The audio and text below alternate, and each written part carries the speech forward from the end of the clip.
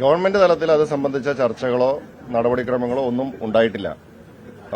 ഗവൺമെന്റിന്റെ ഭാഗത്തുനിന്ന് ഗവൺമെന്റിന്റെ മുമ്പിൽ അങ്ങനെ ഒരു വിഷയം പോലും ഈ ഗവൺമെന്റ് അധികാരത്തിൽ വന്നതിന് ശേഷം ചർച്ചയ്ക്ക് വന്നിട്ടില്ല. അപ്പോൾ നമ്മൾ അതിനെ സംബന്ധിച്ച് കൂടുതലായിട്ട് പ്രതികരിക്കേണ്ട കാര്യമില്ലല്ലോ. സർക്കാർ, ഞാൻ പറഞ്ഞല്ലോ, സർക്കാർ അത് സംബന്ധിച്ച് യാതൊരു തരത്തിലുള്ള നടപടികളോ ഒരു ആലോചനയോ അതിനെ സംബന്ധിച്ച് ഒരു ചർച്ചയോ ഒന്നും സർക്കാർ തലത്തിൽ ഇതുവരെ നടന്നിട്ടില്ല. ഇപ്പോൾ ഗവൺമെന്റിന്റെ മുമ്പിൽ അങ്ങനെ ഒരു വിഷയം വിമാനത്താവളവുമായി ബന്ധപ്പെട്ടുകൊണ്ട് ഒരു വിഷയം ഔദ്യോഗികമായിട്ട് വന്നാൽ മാത്രമാണ് നമുക്കതിനെ സംബന്ധിച്ച് എന്തെങ്കിലും മറുപടി ഔദ്യോഗികമായിട്ട് പറയാൻ സാധിക്കുകയുള്ളൂ. ഇപ്പോൾ ഇത് സംബന്ധിച്ച് സ്ഥലം MLA അല്ലെങ്കിൽ ഇവിടുന്ന് ജനപ്രതിനിധികളോ അല്ലെങ്കിൽ ആരും തന്നെ അങ്ങനെ ഒരു പ്രപ്പോസൽ പോലും നമ്മുടെ അടുത്ത് നിലവിലെത്തിയിട്ടില്ല. അങ്ങനെ ഒരു ചർച്ചയുണ്ടായിട്ടില്ല. അപ്പോൾ അതുകൊണ്ട് അതിനെ സംബന്ധിച്ച് മറ്റു കൂടുതൽ പ്രതികരണങ്ങൾക്ക് പ്രസക്തിയില്ല.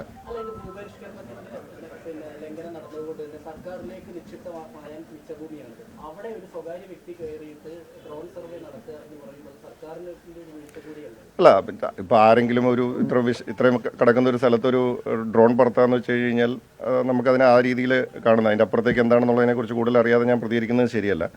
ഇപ്പോൾ ഞാൻ പറഞ്ഞല്ലോ, ഗവൺമെന്റിന്റെ മുമ്പിൽ നിലവിൽ അങ്ങനെ ഒരു പ്രപ്പോസൽ ഇല്ല, അങ്ങനെ ഒരു പ്ലാൻ ഇല്ല, ഒരു ചർച്ചയും ഉണ്ടായിട്ടില്ല. അപ്പോൾ അതിനപ്പുറത്തേക്ക് നമ്മൾ കൂടുതൽ വായിക്കേണ്ട കാര്യവും ഇല്ല.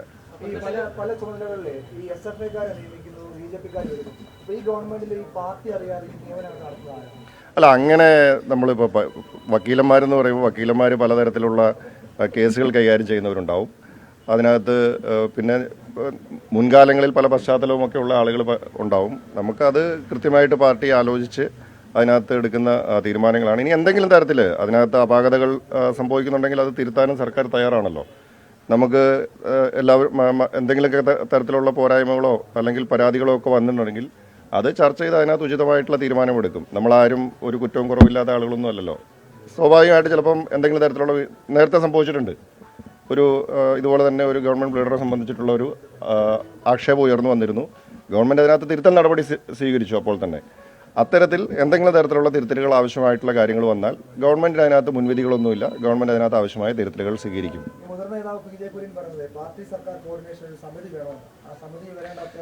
അല്ല, ഗവൺമെന്റ് സ്വാഭാവികമായിട്ട് പ്രവർത്തിക്കുന്നത് പാർട്ടിയുമായിട്ടുള്ള കോർഡിനേഷനിൽ തന്നെയാണ്.